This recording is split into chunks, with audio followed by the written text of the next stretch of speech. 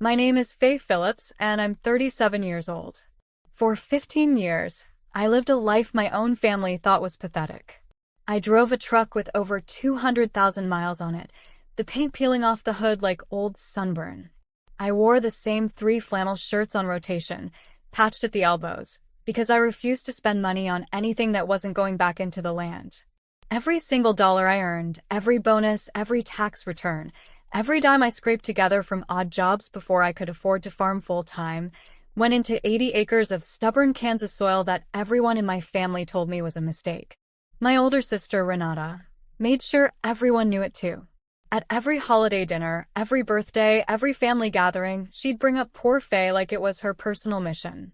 She'd tell our parents I was drowning in debt, that I couldn't afford heating some winters, that I was too proud to ask for help. None of it was true, but she said it with such conviction, with such practiced concern in her voice, that nobody questioned her. Why would they? Renata had the nice house, the nice car, the husband with the corporate job. I had dirt under my fingernails and a truck that backfired when it started. My parents believed every word. To them, I was always the dumb one, the daughter who threw away a decent office job to go play farmer in the middle of nowhere. My father used to say it right to my face at Thanksgiving, shaking his head like I was a lost cause. Some people just don't learn, he'd mutter, and everyone would nod along, including Renata, who sat there knowing exactly how much I'd actually built and said nothing. Because here's what none of them knew. That land wasn't just dirt. It sat on top of mineral rights nobody had bothered to survey properly in decades, and it bordered a stretch of highway that a logistics company had been quietly trying to expand into for 2 years. I didn't know any of this when I bought it.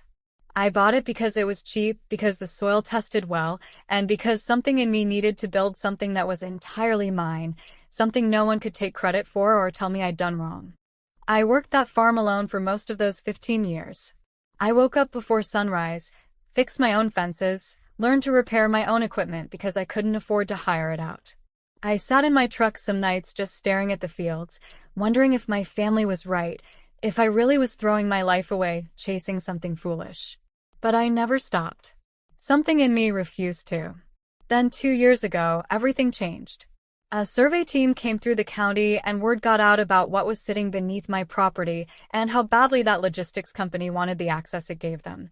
What started as a curious phone call turned into a bidding situation I never expected.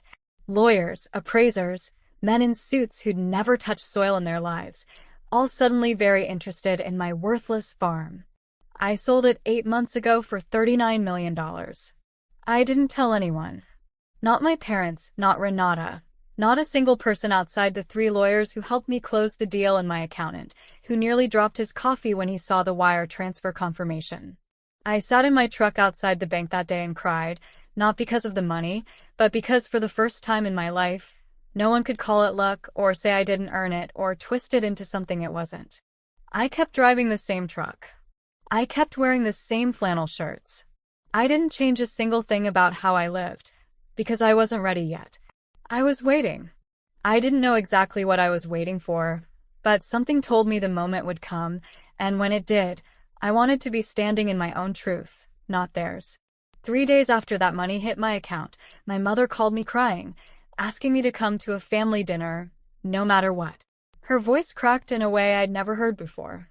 I remember standing in my kitchen, phone against my ear, staring out the window at the last few acres I still own near the house, feeling my stomach twist into something between dread and disbelief. I didn't know yet what had happened. I didn't know that Renata's carefully built lies were about to collapse in front of everyone. I didn't know that the family who called me the dumb one for 15 years was about to learn exactly who I really was, and exactly what she had done. I said yes to the dinner. I hung up the phone, sat down at my kitchen table, and for the first time in a long time, I let myself smile. What happened at that dinner changed everything. And it started the moment I walked through that front door. I drove out to my parents' house that evening with my stomach in knots. The porch light was on, the same yellow bulb that had been flickering for years because nobody ever bothered to change it. I remember thinking how strange it was that some things never changed while everything else in my life had shifted so completely underneath me. When I walked in, the tension hit me before I even took my coat off. My mother's eyes were red, like she'd been crying for hours. My father sat at the head of the table, jaw tight, staring at nothing. And Renata sat across from her husband, Desmond, her arms crossed, refusing to look at me directly. Something had already happened before I arrived, something that had cracked the calm surface of our family wide open. My mother finally broke the silence. She told me that earlier that week, Desmond had come across old financial records while helping Renata organize some paperwork for their accountant. Buried in those records were years of transactions, transfers Renata had made from a joint account she and my parents had set up years ago to help cover what she claimed were my emergency expenses. Money my parents believed had gone to keep me afloat during hard years on the farm. Except I never once asked for a dime, and I certainly never received any. My father's voice shook as he explained it. For over a decade, Renata had been quietly pulling money from that account under the excuse of helping poor Faye, money that never came anywhere near me. She'd used it for renovations on her house, a boat Desmond had always bragged about buying with his bonus, vacations she'd posted about online while telling our parents she was too broke to visit because she was helping cover my bills. She built an entire narrative around my supposed failure to hide her own spending, and it worked because nobody ever thought to ask me directly. I sat there listening, feeling something between vindication and heartbreak. 15 years of being the family disappointment. 15 years of my father shaking his head at me. 15 years of my mother's pitying looks, all built on a lie my own sister constructed brick by brick because it was convenient for her. My mother asked me, voice barely above a whisper, if it was true that I'd been struggling all these years like Renata said. I looked at her, and for the first time in a long time, I didn't feel angry. I felt calm. I told her no. I told her I'd never asked Renata for anything, never received anything, and that every single dollar I'd ever earned went straight into that farm she and Dad thought was such a foolish mistake. Then I told them the rest.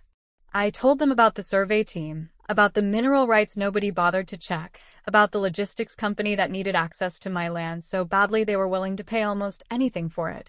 I told them I'd sold the farm 8 months ago. And then I told them the number. $39 million.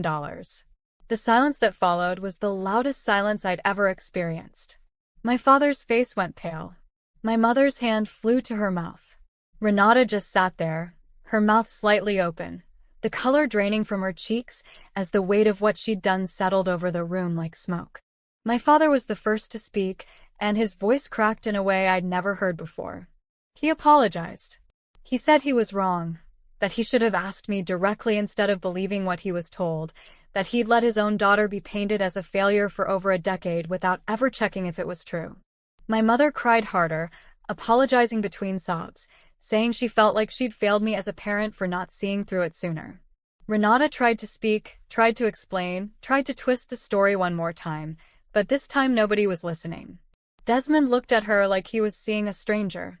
My father finally turned to her and asked the only question that mattered. Why? Why would she build her entire image, her entire life, on tearing mine down? She didn't have an answer that made sense. She mumbled something about pressure, about needing to look successful, about it being easier to blame me than admit her own financial mess. But excuses don't rebuild 15 years of stolen dignity, and everyone at that table knew it. I didn't gloat. I didn't need to. I sat there and let the truth do what it needed to do. For the first time in my adult life, I felt like the daughter who'd been seen, not the one who'd been dismissed. Walking out to my truck that night, the same beat-up truck that had carried me through every hard season, I felt lighter than I had in years. Not because of the money sitting in my account, but because the lie that defined me for so long had finally collapsed under its own weight. If this story moved you, if you believe hard work and quiet patience eventually get their moment, hit that subscribe button right now.